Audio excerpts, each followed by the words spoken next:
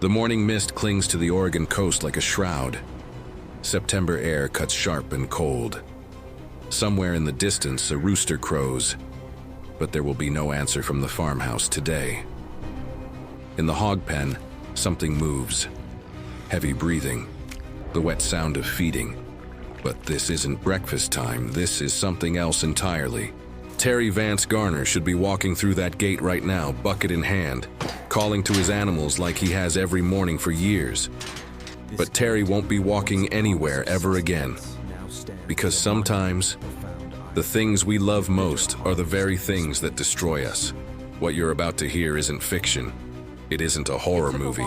It's the true story of a man who survived the hell of Vietnam, only to meet his end in the most unthinkable way, at the hands of creatures he called family. This is the story of Terry Vance Garner, a good man, a broken man, a man who found peace among his animals, until the day those same animals decided he looked like dinner. By the time his family found him, there wasn't much left to find. Terry Vance Garner was 69 years old when he died, but in many ways, part of him had been dying for decades. He was born into a different America, an America where men like Terry answered their country's call without question. Vietnam was waiting for him, and like so many young men of his generation, Terry packed his bags and went to war. What he saw there, what he did there, what was done to him there, those are stories that died with Terry in that hog pen. But the scars lived on long after he came home. Post-traumatic stress disorder. 4 letters that don't begin to capture the weight of carrying a war in your mind every single day. The nightmares that jolt you awake. The sounds that make you hit the deck. The way your heart races when a car backfires. Terry came back from Vietnam, but Vietnam never left Terry. He tried to build a normal life, got married, worked the land, raised animals. But normal is a luxury that combat veterans don't always get to keep. His farm near the Oregon coast became his sanctuary. 40 acres of rolling hills and morning fog, where the only sounds were birdsong and animal calls. No helicopters, no gunfire, just peace. Terry threw himself into his animals with the devotion of a man seeking redemption. Chickens pecked around his boots as he scattered feed. Goats followed him like loyal dogs. And then there were the hogs. Massive, intelligent, powerful creatures that could sense his moods better than most people. When Terry's PTSD flared up, when the memories came flooding back, those hogs seemed to understand. They would lumber over to the fence, snorting softly, as if offering their own form of comfort. His brother Michael knew how much those animals meant to Terry. That farm was his life, Michael would later tell investigators. Those animals, they were like his children. But children grow up, and sometimes they turn on their parents. Let's talk about pigs. Really talk about them. Most people think of pigs as cute, pink, curly-tailed farm animals rolling around in mud. Cartoon characters, harmless bacon factories.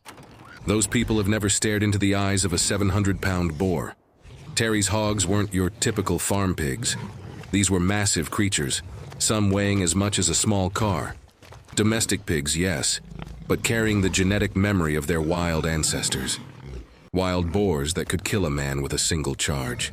Pigs are among the most intelligent animals on the planet. Smarter than dogs, smarter than some people.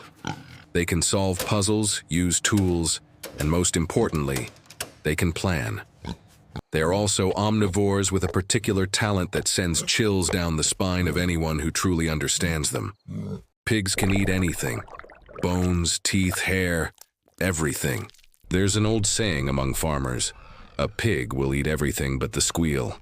Terry's hogs had powerful jaws that could crush a human arm like a breadstick, razor-sharp teeth designed for tearing meat, and an appetite that knew no bounds. The largest of Terry's sows weighed over 700 pounds. She was the matriarch of the group, the one the others followed.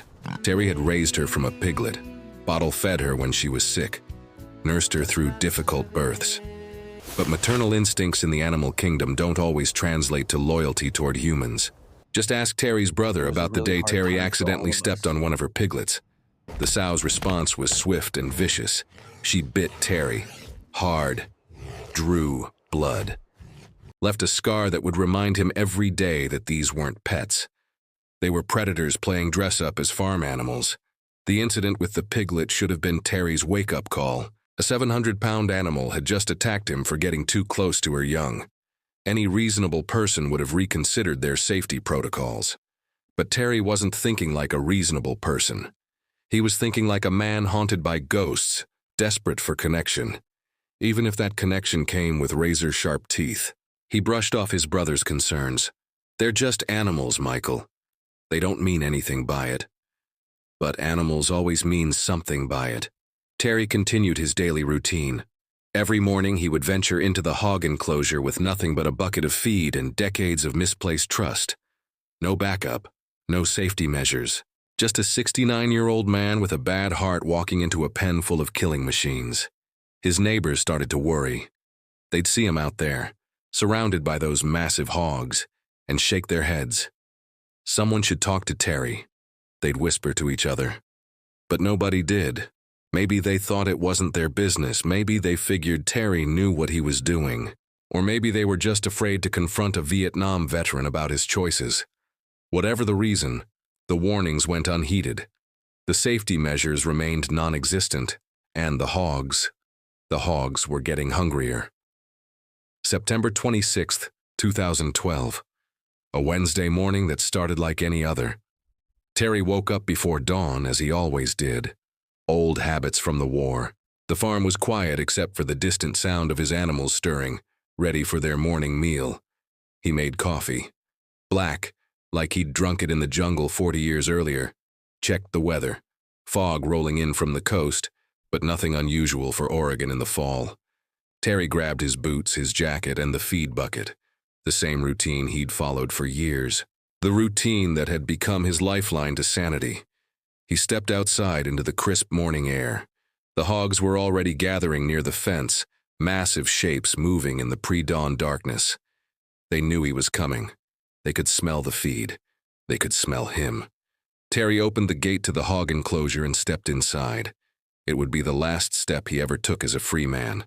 What happened next is a nightmare that investigators would piece together from scattered evidence and educated guesses. Because Terry Garner would never tell his side of the story. Maybe he had a heart attack. The stress of Vietnam, decades of hard living, the strain on his aging body. It could have dropped him like a stone. One moment upright, the next moment convulsing on the ground. Or maybe one of the hogs knocked him over. 700 pounds of muscle and bone moving at speed can flatten a grown man without trying. Terry hits the ground hard, stunned, unable to get up. But here's where the story takes its darkest turn. Because what happened next wasn't an accident. The hogs didn't back away from their injured caretaker. They didn't run for help or wait for Terry to recover. They saw opportunity. The first bite probably came from the matriarch, the one who had bitten him before. She remembered the taste of his blood. And now there was more of it. Much more. Terry tried to fight back. He had to have tried. This was a man who survived combat in Vietnam, but he was 69 years old, possibly having a medical emergency, surrounded by creatures that outweighed him 7-1.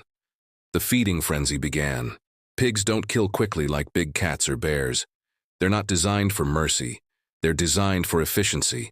They tear and rip and consume until there's nothing left but scattered pieces, and the memory of screams that no one was close enough to hear. Terry Vance Garner, Vietnam veteran, lover of animals, broken soul seeking peace, was eaten alive by the creatures he trusted most. When Terry didn't come back to the house that morning, his family initially wasn't worried. Terry often spent hours with his animals, lost in thought, finding the peace that eluded him everywhere else. But as the morning stretched into afternoon, concern began to grow. A family member walked down to the hog enclosure to check on him.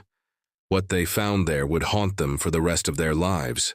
Terry's dentures were lying in the mud near the gate, just sitting there like discarded teeth from a broken smile. Then they saw the rest. Pieces of clothing, fragments of bone, scattered remains that told a story too horrible to fully comprehend. The 911 call came in at 2:47 p.m. The dispatcher could barely understand the caller, who was sobbing and screaming about pigs and blood and pieces of a person scattered around a pen. Coos County Sheriff's deputies arrived within minutes, but they weren't prepared for what they found. These were rural cops who had seen their share of farm accidents, but this was something else entirely. Deputy Sarah Martinez was first on scene. She took one look into the hog enclosure and immediately called for backup. And the coroner. And probably a priest. "I've been doing this job for 15 years, Martinez would later tell reporters. "I've never seen anything like it. Those hogs. They were still in there, just standing around like nothing had happened. But there was blood on their snouts, blood on their faces. The hogs were immediately secured and removed from the scene. Several of them showed signs of recent feeding. Large, satisfied animals who had just enjoyed the most horrific meal of their lives. Crime scene investigators worked for hours trying to collect what remained of Terry Vance Garner. It wasn't much. Pigs are thorough in their consumption. Bones, organs, tissue. Everything disappeared down their gullets. The scene was so disturbing that several officers had to leave to compose themselves. One rookie deputy quit the force entirely after that day, unable to handle the psychological trauma of what he'd witnessed. District Attorney Paul Frazier had seen a lot of strange cases in his career, but this one left him scratching his head and losing sleep. "This is so doggone weird that we have to look at all possibilities," he told the media. And they did look at all possibilities. Every twisted, horrific possibility you could imagine. Was it murder? Had someone killed Terry Vance Garner and then fed his body to the hogs to dispose of the evidence? It was the kind of thing you'd see in a crime thriller. But real life has a way of being stranger than fiction. Investigators grilled Terry's family and friends. They examined his finances, his relationships, his recent activities, looking for enemies, for motives, for anyone who might have wanted the old veteran dead. They found nothing. Terry was universally described as a good-hearted guy who kept to himself and loved his animals. He had no significant debts, no romantic entanglements, no business disputes that might have led to violence. The forensic pathologist faced an almost impossible task. How do you determine cause of death when there's barely enough remains for an autopsy? Dr. Jennifer Hayes did her best, but the evidence was literally consumed. "I cannot determine with any medical certainty how Mr. Garner died," she testified. "The remains are too fragmentary and compromised to make a definitive determination." But she could tell them one thing with certainty. Terry Garner had been eaten by his own pigs while he was still alive. The pattern of consumption, the way the remains were scattered, the evidence of struggle, it all pointed to a man who was conscious and fighting for his life as he was being devoured. The media descended on the story like vultures on roadkill. Man eaten by his own pigs. Vietnam vet devoured by farm animals. Hogs that started eating each other. The story went viral before viral was even a thing. Late-night comedians made jokes. Internet memes sprouted up overnight. Terry Vance Garner became a punchline in his own death. His family was devastated. This was their Terry, their brother, their father, their friend. A man who had served his country and suffered in silence and tried to find peace among his animals. And now he was being mocked by strangers who had never met him and never would. The question of what to do with the hogs became a media sensation in itself. These were animals that had literally tasted human blood.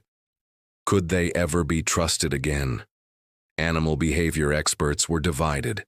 Some argued that the hogs had simply acted on instinct, that they couldn't be held responsible for their actions any more than a shark could be blamed for attacking a swimmer. Others insisted that once an animal had killed and consumed a human, something fundamental changed in their behavior. They had crossed a line that could never be uncrossed. In the end, practicality won out over sentiment. The hogs were euthanized, all of them, even the ones that might not have participated in Terry's death. The risk was simply too great. The farm was sold. The land where Terry had found his only peace became someone else's problem. His animals were dispersed or destroyed. His sanctuary became a crime scene, then an empty field, then a memory that nobody wanted to remember. Terry Vance Garner spent his whole life trying to escape the monsters in his head. The memories of Vietnam, the ghosts of war, the demons that chased him through decades of sleepless nights. He found peace among his animals. He found purpose in caring for creatures that couldn't judge him, couldn't question his past, couldn't remind him of the things he'd seen and done in a jungle on the other side of the world. But in the end, it wasn't the monsters in his head that killed him. It was the monsters in his backyard, the creatures he loved, the animals he trusted, the sanctuary that became his slaughterhouse. Terry Vance Garner survived the hell of combat in Vietnam, only to die in the most unthinkable way possible, consumed alive by the very animals he had devoted his life to protecting. His brother Michael still has nightmares about that day, still wonders if there was something he could have done, something he could have said, some way he could have prevented the unthinkable from happening.